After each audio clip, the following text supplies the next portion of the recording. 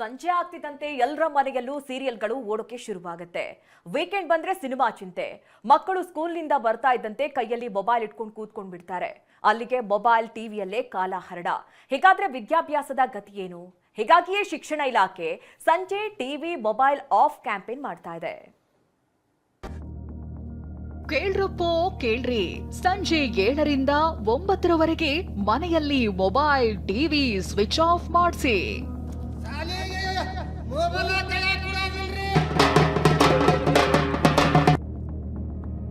SSLC ಫಲಿತಾಂಶ ಸುಧಾರಣೆಗೆ ಶಿಕ್ಷಣ ಇಲಾಖೆ ಹೊಸ ಪ್ಲಾನ್.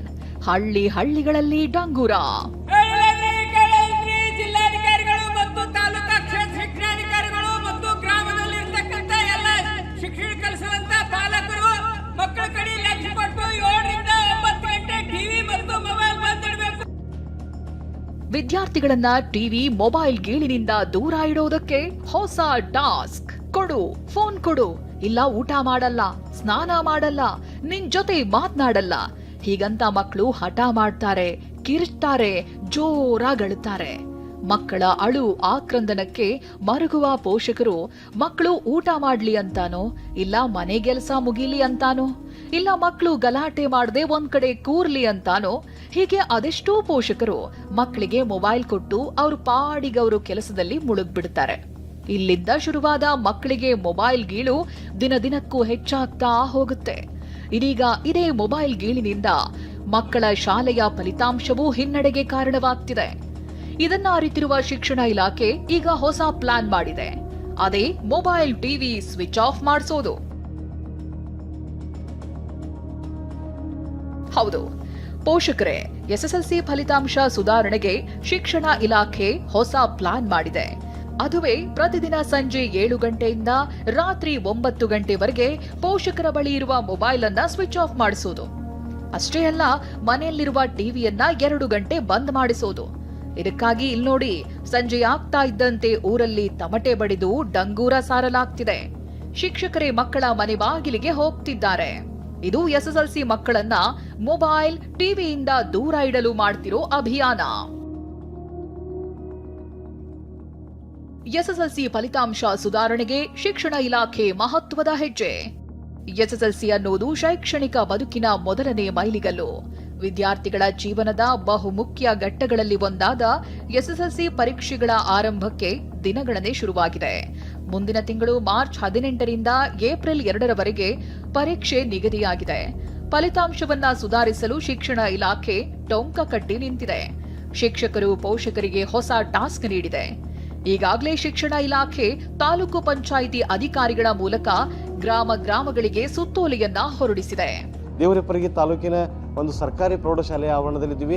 ಇಲ್ಲಿಯ ಶಿಕ್ಷಕರನ್ನ ನಾವು ಮಾತಾಡಿಸ್ತೀವಿ. ಸರ್ಕಾರದ ಆದೇಶ ಏನು ಆದೇಶ ಮಾಡಿದೆ ಸರ್? ಸರ್ಕಾರ ಫಲಿತಾಂಶ ಸುಧಾರಣೆಗಾಗಿ ಸಾಕಷ್ಟು ಕಾರ್ಯಕ್ರಮ ಹಮ್ಮಿಕೊಂಡಿದೆ. ಈಗಾಗಲೇ ಹೋದ 2025ನೇ SSLC ಫಲಿತಾಂಶಗಳಲ್ಲಿ 32ನೇ ಸ್ಥಾನದಲ್ಲಿರ್ತಕ್ಕಂಥ ಒಂದು ಬಿಜಾಪುರ ಜಿಲ್ಲೆಯನ್ನು ಟಾಪ್ 10ದಲ್ಲಿ ತರಬೇಕಂತಕ್ಕಂಥ ಕಟಿಬದ್ಧರಾಗಿ ಎಲ್ಲ ಶಿಕ್ಷಣ ಇಲಾಖೆಯ ಅಧಿಕಾರಿಗಳು ಆದೇಶವನ್ನು ಮಾಡ್ತಾ ಇದ್ದಾರೆ.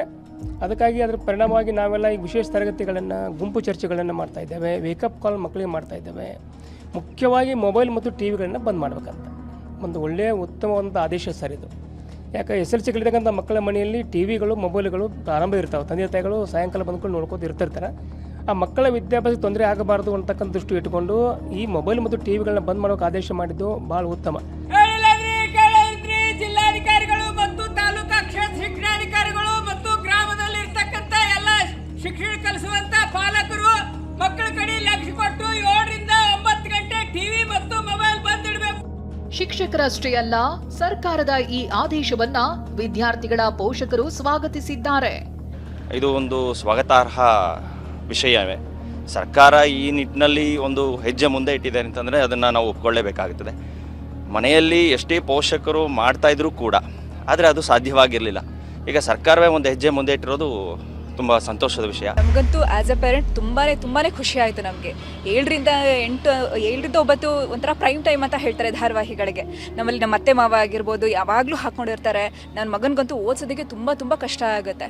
ಅದಕ್ಕಾಗಿ ಈ ಸರ್ಕಾರದ ಈ ನಿರ್ಧಾರ ಕೇಳಿ ನಮಗಂತೂ ತುಂಬಾ ಖುಷಿ ಆಯಿತು. ಸರ್ ಏನಂತಂದರೆ ಗೌರ್ಮೆಂಟ್ ಅವರು ಗುಡ್ ರೆಸ್ಪಾನ್ಸಿಬಿಲಿಟಿ ಮಾಡ್ತಾ ಇದ್ದಾರೆ.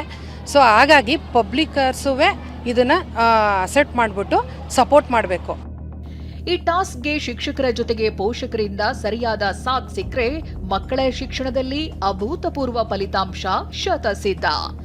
ವಿಜಯಪುರದಿಂದ ಅಶೋಕ್ ಯಡಳ್ಳಿ, ಹಾವೇರಿಯಿಂದ ಅಣ್ಣಪ್ಪ ಜೊತೆ ವಿನಯ್, TV9 ಬೆಂಗಳೂರು.